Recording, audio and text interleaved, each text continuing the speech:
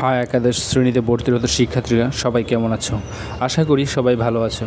প্রতিবারের মতো এবারে হাজির হয়েছি নতুন একটি টিউটোরিয়াল নিয়ে। আজকে আমরা দেখব কিভাবে একাদশ শ্রেণীতে ভর্তি হতে পারবো। একাদশ শ্রেণীতে ভর্তি হওয়ার জন্য নিয়ম অনেকটা চেঞ্জ হয়েছে। একাদশ শ্রেণীতে স্মার্ট ভর্তি সিস্টেম চালু হয়েছে।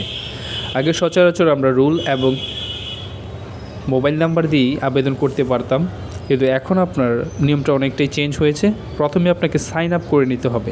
সাইন আপ করা ছাড়া আপনি অ্যাকাউন্ট করতে পারবেন না, অথবা সাইন আপ করে নিচ্ছি। এর জন্য ইডিইউ আইডি প্রথমে সেট আপ করে নিতে হবে, অর্থাৎ স্টুডেন্ট আইডি যেটাকে বলা হয়, স্টুডেন্ট আইডি করে নিচ্ছি।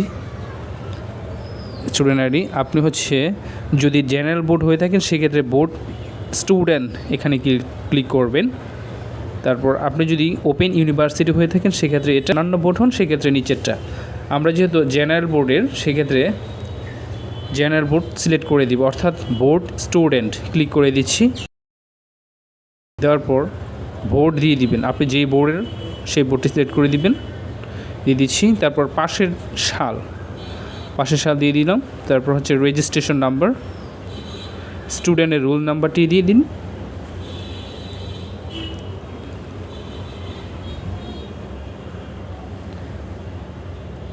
রোল নাম্বারটি লিখে দিচ্ছি। তারপর আপনাকে যোগ অথবা বিয়োগ করতে বলা হবে, আপনি যোগ অথবা বিয়োগটি করে দিবেন। অনেক সময় এটা দেখা যায় না সঠিকভাবে, সেক্ষেত্রে রিফ্রেশ দিয়ে নিলেই হবে, জমা দিবেন। হ্যাঁ, সম্ভবত ভুল হয়েছে, আমরা আরেকবার ট্রাই করব।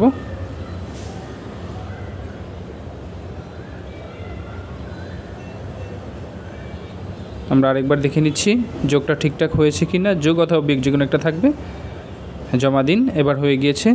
স্টুডেন্টের বিস্তারিত দেখাবে, অর্থাৎ শিক্ষার্থীর বিস্তারিত দেখাবে, নিজের নাম, বাবার নাম এবং মায়ের নাম দেখাবে। তারপর ধর্ম সিলেক্ট করে দিচ্ছি। তারপর স্টুডেন্টের মোবাইল নাম্বারটি দিয়ে দিন। স্টুডেন্টের মোবাইল নাম্বারটি দিয়ে দিচ্ছি। বিকজ অফ আপনার যেই নাম্বারটি দিবেন সেটির মধ্যে একটি ওটিপি যাবে। ওটিপিটি কিন্তু পরবর্তীতে লাগবে আপনার যখন সাইন ইন করবেন।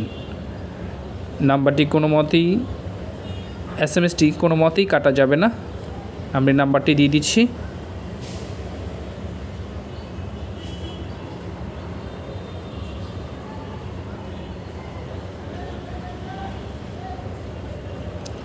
নাম্বারটি দিয়ে দিচ্ছি।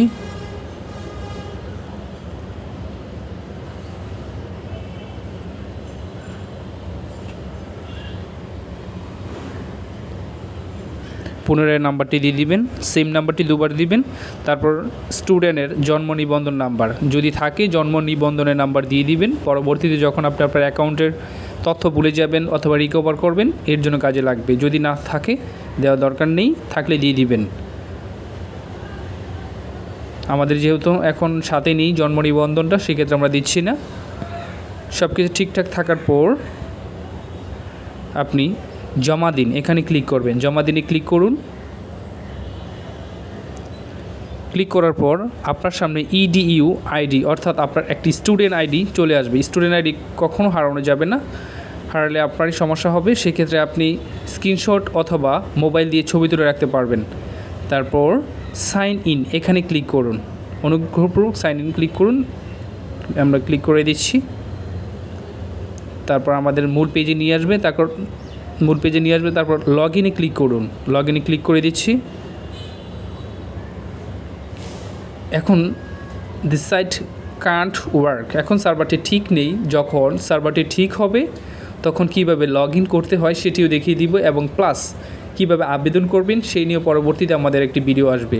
অনুগ্রহপূর্বক আমাদের চ্যানেলটি সাবস্ক্রাইব করে পাশে থাকবেন। দেখা হবে পরবর্তী ভিডিওতে।